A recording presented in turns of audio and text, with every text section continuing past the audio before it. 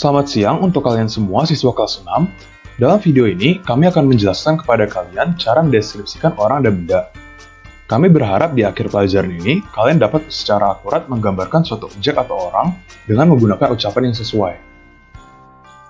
Izinkan saya memperkenalkan diri terlebih dahulu. Nama saya Vic dari Binus, dan saya berharap kalian semua dapat mengikuti video ini dengan baik. Adapun saya David, saya juga dari Binus, dan saya berharap pelajaran ini akan informatif dan bermanfaat untuk kalian semua.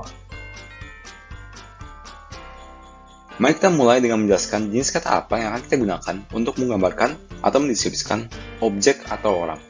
Untuk mendeskripsikan suatu objek atau orang, kita harus menggunakan kata sifat atau adjectives. Kata sifat adalah kata-kata yang kita gunakan untuk menggambarkan sesuatu seseorang. Daripada mengatakan, pohon itu tingginya 500 meter, kita bisa mengatakan saja, pohon itu ialah tinggi. Atau dalam bahasa Inggris, the tree is tall. Kata sifat dapat diletakkan sebelum kita mengatakan sesuatu. Misalnya, red strawberry. Red atau merah ialah kata sifat di sini. Kita juga bisa mengatakan kata sifat setelah kita mengatakan sesuatu. Misalnya, that strawberry is red. Kita mengatakan suatu benda memiliki kata sifat tertentu karena suatu alasan.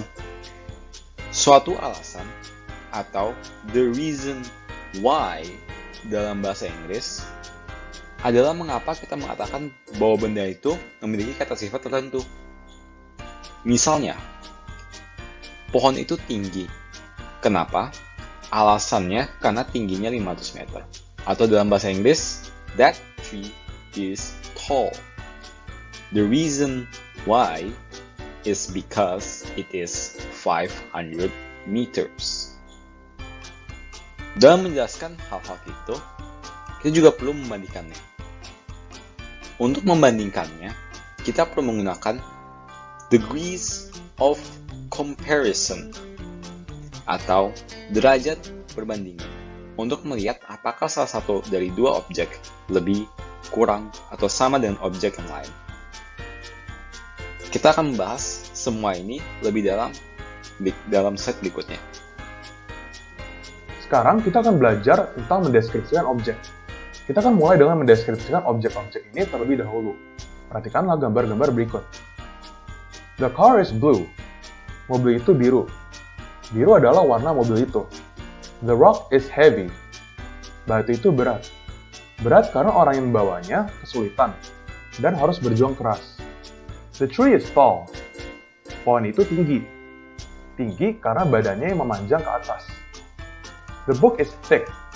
Buku itu tebal. Tebal karena dapat dilihat di dalamnya terdapat banyak halaman. Dalam hal ini, blue, heavy, tall, and thick, biru, berat, tinggi, dan tebal adalah kata-kata sifat yang digunakan untuk menggambarkan objek-objek tersebut. Selanjutnya, the pencil is short. Pensil itu pendek. Pendek karena pensilnya sudah sering diasah. The sun is bright. Matahari itu terang. Terang karena sinarnya menerangi sekeliling kita semua. The ice is cold. Es itu dingin. Dingin karena suhunya yang rendah. The trash can is dirty. Tempat sampah itu kotor. Kotor karena penuh dengan sampah. Jadi dalam hal ini, short, bright, cold, and dirty, pendek, terang, dingin, dan kotor adalah kata-kata sifat yang digunakan untuk menggambarkan objek-objek tersebut. Selanjutnya, the spoon is golden. Sendok itu emas. Emas karena emas adalah warnanya. The ball is round. Bola itu bulat. Bulat karena itulah bentuk bola. The knife is sharp. Pisau itu tajam. Tajam karena ujungnya yang runcing. The wooden club is dull. Batang kayu itu tumpul. Tumpul karena permukaannya tidak tajam. Jadi, dalam hal ini, golden, round, sharp, and dull, emas, bulat, tajam, dan tumpul adalah kata-kata sifat yang digunakan untuk menggambarkan objek-objek tersebut. Terakhir, the moon's surface is uneven. Permukaan bulan tidak rata. Tidak rata karena pada permukaannya terdapat lubang, duri kecil, dan lain-lain sehingga tidak rata. The gem is beautiful. Permata itu indah.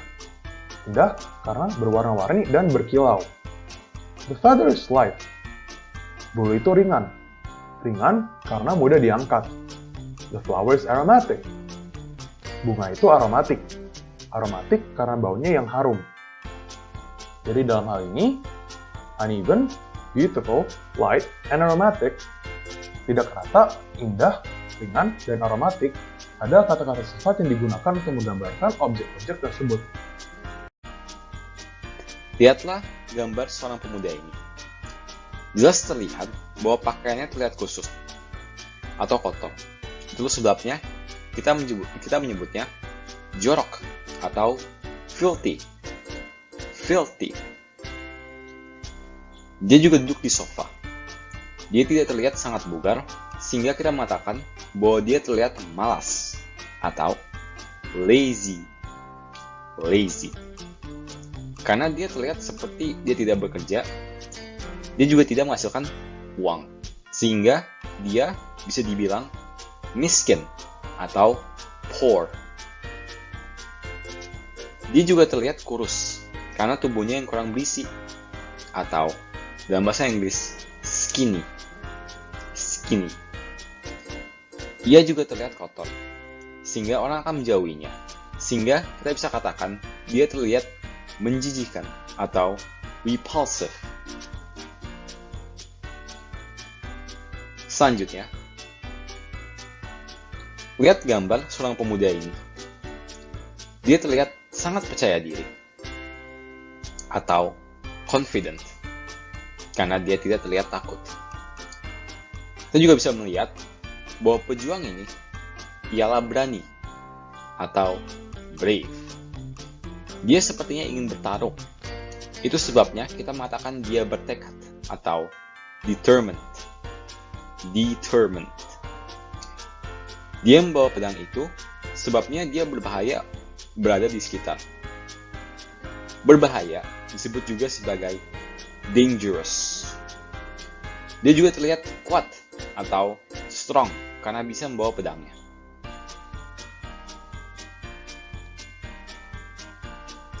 Mari kita beralih ke gambar biarawan ini.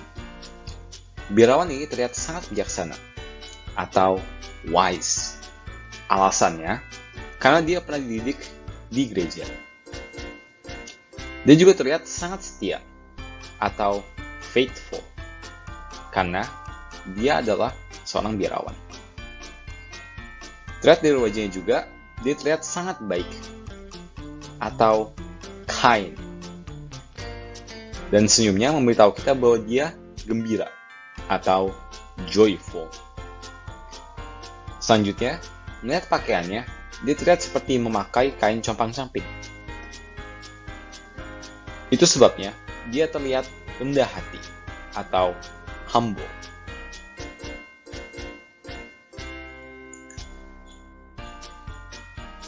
Selanjutnya, mari kita lihat gambar ratu ini.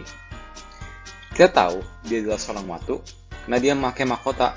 Itu juga mengapa dia terlihat mewah atau luxurious. Dia juga terlihat memukau atau stunning karena gaunnya terlihat cantik atau pretty. Dia juga terlihat anggun atau graceful karena dia terlihat sopan atau polite. Dia juga terlihat rapi atau tidy karena dia terlihat bersih atau clean. Dia juga terlihat penting, important, karena dia adalah seorang ratu. Selanjutnya, untuk membandingkan hal-hal, kita menggunakan derajat perbandingan atau degrees of comparison. Derajat perbandingan dipisahkan menjadi komparatif dan superlatif. Komparatif berarti kita membandingkan hanya dua objek, sedangkan superlatif ada yang terbesar dari semuanya, jadi dari semua objek, bukan hanya di antara dua objek.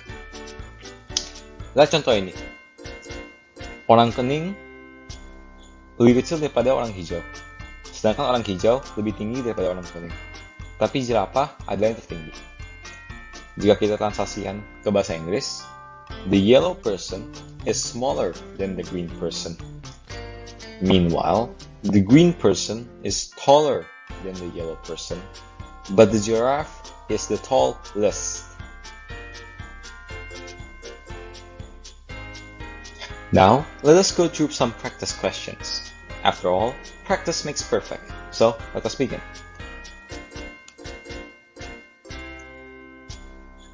Question 1. This person is smiling. How can we describe her? A. Sad.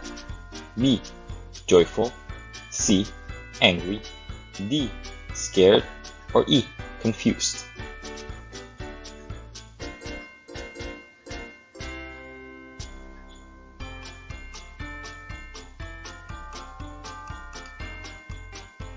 Jawaban yang benar adalah B.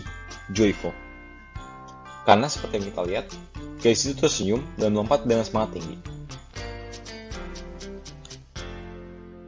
For the next question, this ghost causes fear.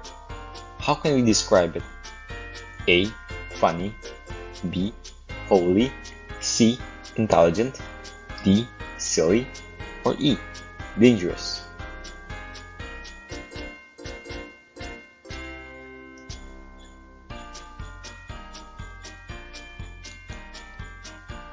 Jawabannya adalah E. Berbahaya atau dangerous. Karena kami pikir hantu itu bisa membawa ketakutan dan bahaya di masa depan. For the next question, question 3. This person looks educated. How can we describe him? A. Arrogant. B. Wise. C. Careless. D. Brave. Or E. Athletic.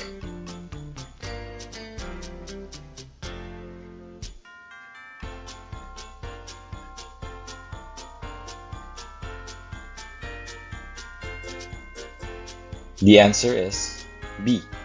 Wise atau bijak.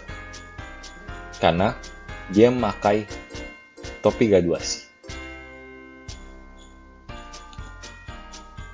For the next question, the fruit looks very big. How can we describe it? A. Sweet. B. Sour. C. Thick. D. Tall. Or E. Sharp.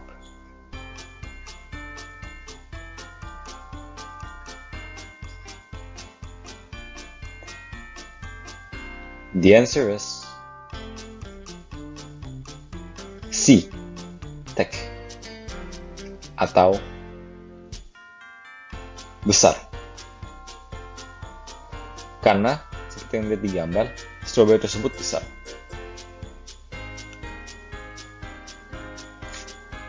The next question, question 5. The chicken looks physically well. How can we describe it? A. Beautiful. B. Thin. C.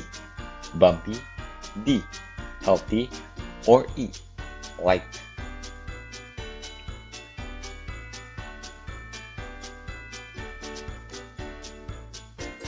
The answer is D. Healthy atau sehat. Karena kondisi fisik ayam terlihat baik atau sehat dalam gambarnya. That is all for the exercise. Thank you. Sekian dari kami, terima kasih telah mengikuti video ini. Kami harap kalian semua dapat memahami materi ini. Kami, dari Teach for Indonesia dan Binus ingin mengucapkan terima kasih untuk waktu kalian. Sampai jumpa di pertemuan selanjutnya.